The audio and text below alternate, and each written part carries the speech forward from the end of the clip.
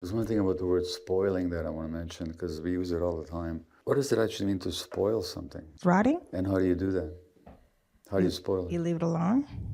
Yeah, you don't give it what it needs. There was actually a study. They looked at a couple hundred women, how they related to their young infants. And most mothers were like really good, they coddled their kids, they played with them, But there were some super moms that just overdid it. Not quote unquote overdid it. They just, And there were some moms who were kind of cold with their infants. They looked at these kids 30 years later.